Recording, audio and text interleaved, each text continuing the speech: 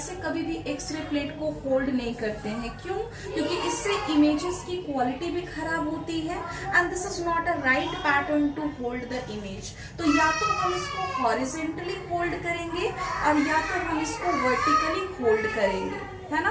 उसके बाद हमें पता करना है कि what is the right posture, यानी सीधा और उल्टा क्या है। तो सीधा कैसे पता करेंगे? ये तो हमें चारों तरफ से एक ही जैसा दिख रहा है, तो हम क्या जनरल आइडेंटिटी चेक करेंगे, है ना। तो जनरल आइडेंटिटी एक तो सही तरीके से सीरियल वाइज में लिखा रहेगा, तो ये तरीका है। और दूसरा तरीका है, यहाँ पे ऑलरेडी टेक्नीशियन मेंशन कर देते हैं कि this is right and AP projection, यानी कि ये एंटेरो पोस्टेरियर व्यू है ना। बट अगर आपका टेक्नीशियन के इसके अलावा बोला कि इसके मान लीजिए इसके अलावा हम कुछ पूछे कि ये एपी प्रोजेक्शन कैसा है, तो उसका बहुत सारा लैंडमार्क है जो हम आगे डिसाइड करेंगे। तो एक्सरे को हम लोग देखने के लिए सबसे पहले हम लोग इसको एक्सरे व्यू बॉक्स में फिक्स करेंगे। So this is the X ray view box, है ना, this is the X ray view box. अब इसमें क्या है कि हमारा जो इमेजिंग है वो क्लियर दिखेगा, है ना। So we need X-ray view box to see the X-ray। अब इसमें हम लोग सबसे पहले X-ray बाद में देखेंगे, सबसे पहले हम लोग पेशेंट का जनरल आइडेंटिटी देखेंगे X-ray देखने से पहले, है ना। What is the procedure? शुरू कहाँ से करेंगे? तो भाई ये क्या है, size of the X-ray plate है। उसके बाद name of the patient mister Uma Shankar, या उसके बाद age of the patient 30 years. उसके बाद ये मेल है कि फीमेल है, तो ये मेल है। उसके बाद ये किस पार्ट का चेस्ट एक्सरे है, सो this is the chest AP view, यानी कि आगे से पीछे इमेजिंग है, ये एंटेरो पोस्टेरियर इमेजिंग है। उसके बाद हम रेफरेंस भी लिखते हैं कि भाई ये किस जगह से रिफर्ड हमने किया है, यानी किस डॉक्टर का ये रिफर्ड केस है, ठीक है। उसके बाद यहाँ पे date of the imaging, very important part. अगर इसमें सबसे इंपॉर्टेंट पार्ट कुछ होता है तो वो है date of imaging. For example मान लीजिए पेशेंट हमसे बोलेगा कि हम 2 दिन पहले तो एक्सरे कराए हैं, इसी को देख लीजिए, but we will never believe the patient, है ना। हो सकता है वो 6 महीना पुराना हो, 4 महीना पुराना हो, 2 महीना पुराना हो।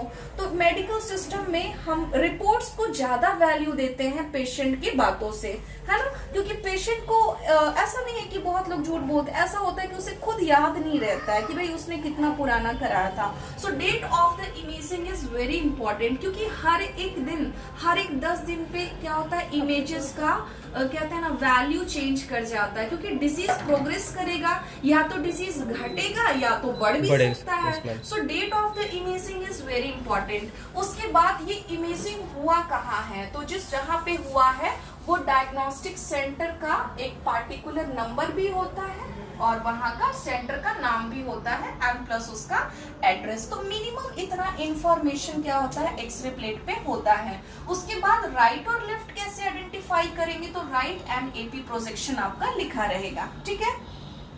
And this is the finding. उसके बाद एक आपको रिटन रिपोर्ट्स मिलेगा विच इज रिपोर्टिंग, है ना। तो एक्सरे में 2 डिपार्टमेंट होता है, एक इमेजिंग डिपार्टमेंट होता है एंड एक रिपोर्टिंग डिपार्टमेंट होता है, यानी कि जो हमारा इंप्रेशन है, जो फाइंडिंग है, उसको हम रिटेन में लिखते हैं लेकिन कम लिखते हैं। अब जैसे अल्ट्रासोनोग्राफी है तो उसका इमेजिंग बहुत कम होता है, उसके रिटेन रिपोर्ट्स ज्यादा होते हैं, लेकिन एक्सरे में रिटेन रिपोर्ट्स बहुत कम होता है, क्योंकि ऑलरेडी हम इमेज से आइडेंटिफाई बहुत कुछ कर लेते हैं, है ना। तो एक्सरे का इसमें सबसे पहले रिटन रिपोर्ट्स में देखिएगा, इसमें है no lungs parenchymal lesion is seen, यानी कि इसके लंग्स में जो टिश्यू है इसमें कोई लीजन नहीं है। लीजन मीन्स क्या होता है, no any scar, no any broad mark, no any lesion laceration, यानी उसमें कोई इंजुरी, पैरेन्काइमल लीजन नहीं है, यानी कोई ट्यूमर पार्ट भी नहीं है। Both CP angles are hazy, suggesting of effusion. अब and what is CP angle, है ना। तो देखते हैं कि ये जैसे आपका चेस्ट है, हम बाद में इसको मिटा देंगे, ठीक है। ये जो आपका चेस्ट है देखिए, है ना, ये आपका चेस्ट है। तो हम बच्चों को बताया है this is the CP angle, ये होता है सीपी, कॉस्टोफ्रेनिक एंगल कहते हैं इसको, जो आपका यहाँ पे बनता है, this is the CP angle. तो कहते हैं कि अगर लंग्स हेल्दी होगा तो वो सीपी एंगल बहुत क्लियरली मार्क होगा, सीपी एंगल, है ना। कि भाई ये शार्प मार्किंग होगा। Why? Because this is the anatomy of lungs, clear anatomy दिखेगा। लेकिन मान लीजिए इसमें फ्लूइड भर गया तो क्या ये क्लियर मार्किंग दिखेगा? नहीं दिखेगा।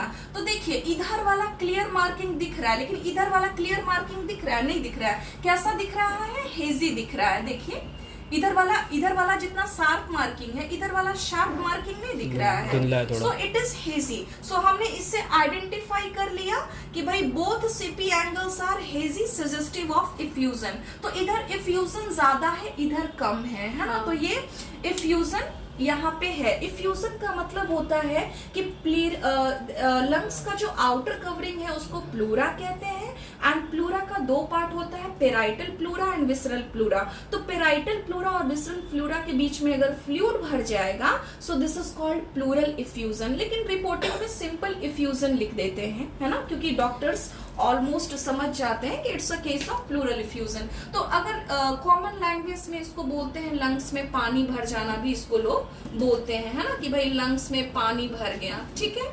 उसके बाद इसमें बोला गया है कि both CP angles are hazy, यानी कि इसमें थोड़ा सा CP angle clear sharp marking नहीं है, तो थोड़ा सा इसमें इफ्यूजन है। हालांकि इसमें ब्रॉड इफ्यूजन नहीं है, इट्स अ माइल्ड इफ्यूजन, है ना।